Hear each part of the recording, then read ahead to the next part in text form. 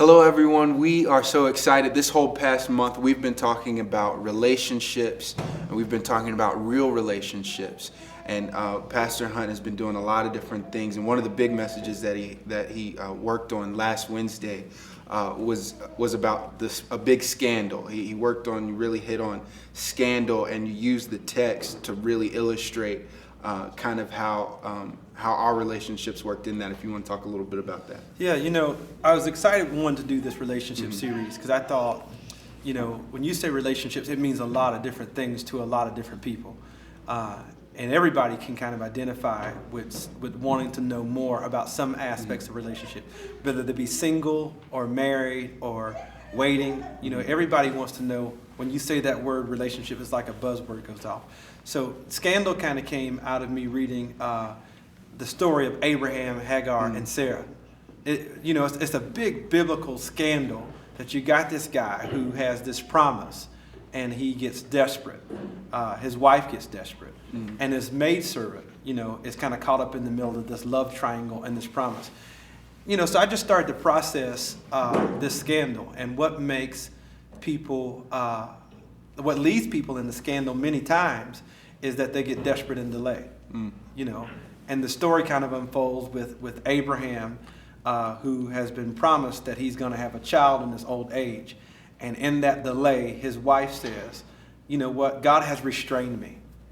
And that's part of the delay that many times leads everybody in the scandal, that we feel like that God or circumstance or somebody is restricting us from a promise. Yeah. And in her delay, she goes and offers her maidservant Hagar to her husband. And so I'm thinking, man, what would cause a woman to be so desperate that she would offer her husband to another woman? This isn't a surrogate mother.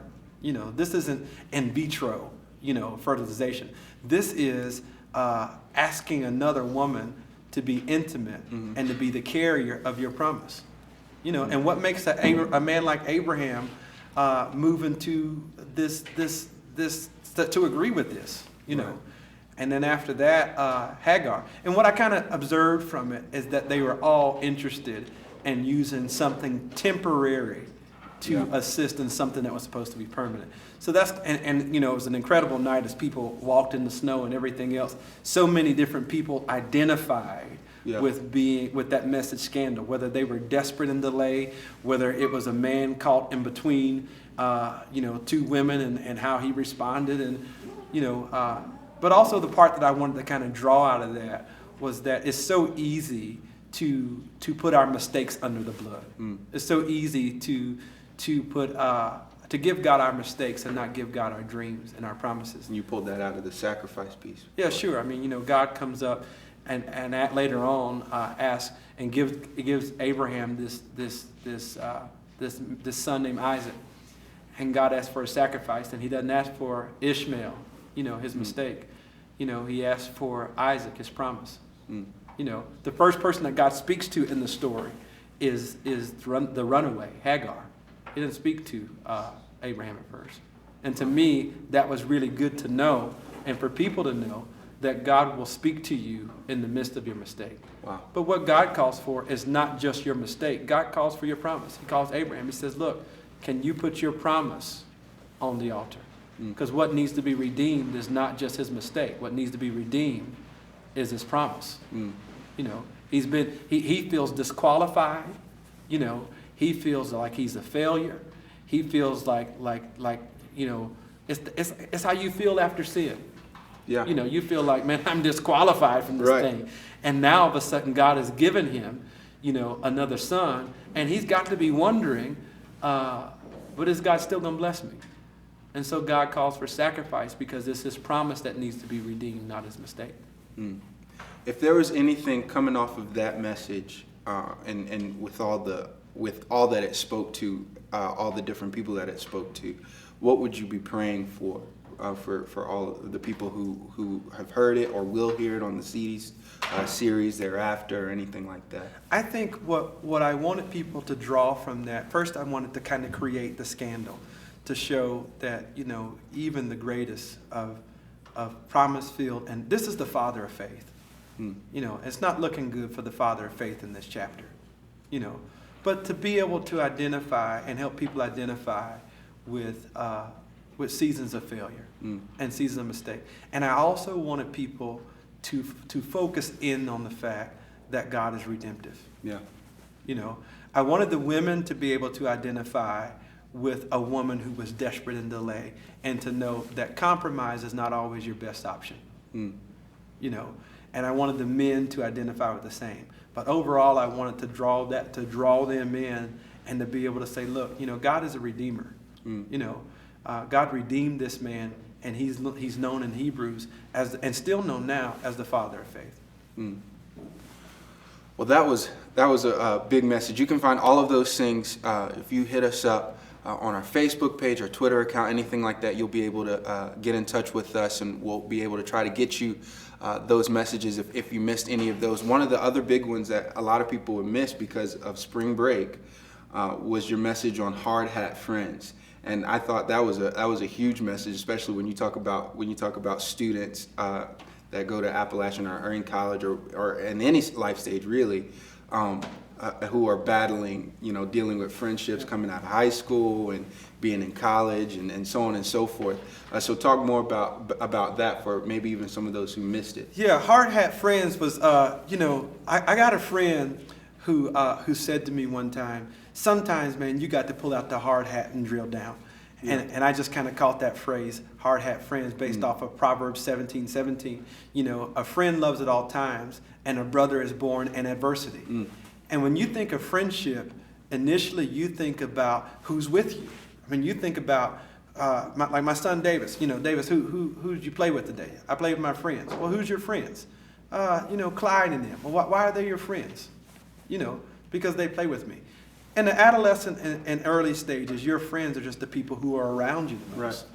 But as you grow, your friends are the people who reflect that proverb. They're the people who love at all times, you know, and they're the people who were born for the adversity. And you need hard hat friends, you know. The challenge with us is that we have almost lowered the standard and the meaning of the word. You got 1,500 friends on Facebook, you know. But how many friends do you really have that will love at all times, and that will evolve in time of adversity?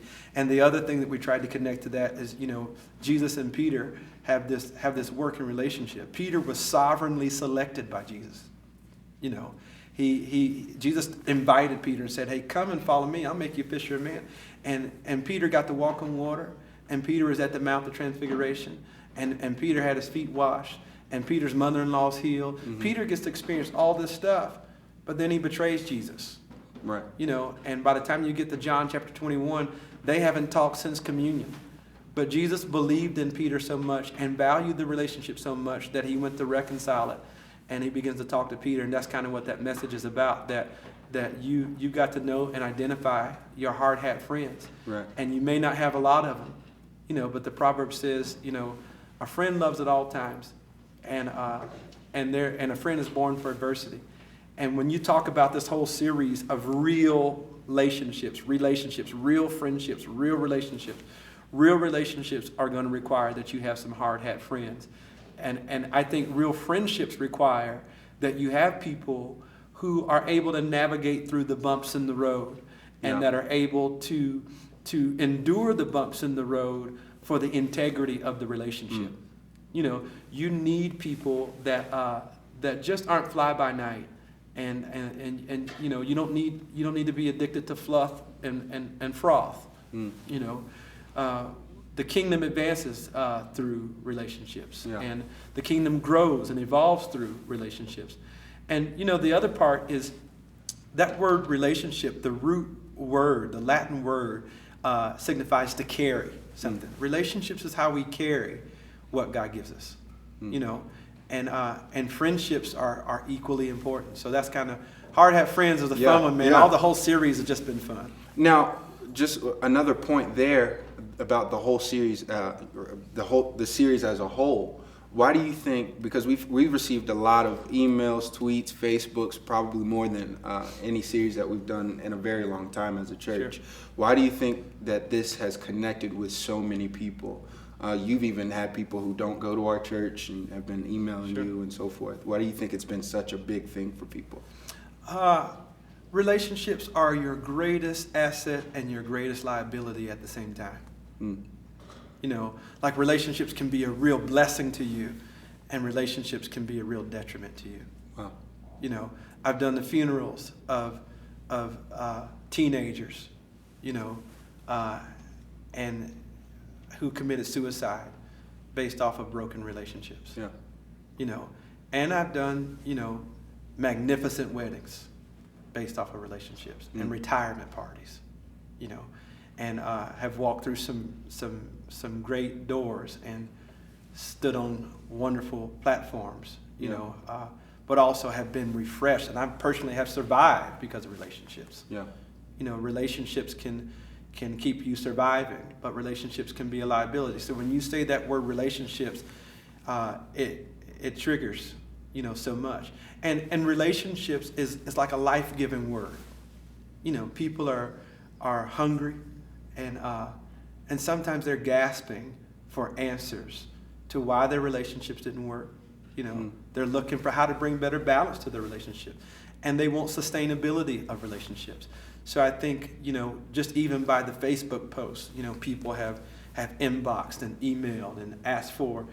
It's caused us to push, you know, and evaluate how we duplicate CDs, how we send CDs, Right. you know, how we get stuff up on stream, and even this video. Because when you say relationships, people are hungry to know how to make it better. Right. And it's a great way to segue the gospel in and to lead people to the gospel. I've preached a lot of messages, and it's amazing to me to see people give their life to Jesus based off of a relationship message. Yeah.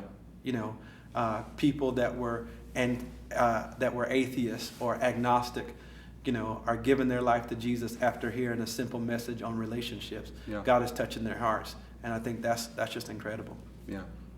Well, with that, guys, we thank you so much for being connected with us in whatever way you are connected with us, whether it's through liking us on Facebook, Twitter account, whether it's following our website. We encourage you to continue to do that. We are on Facebook. We are on Twitter.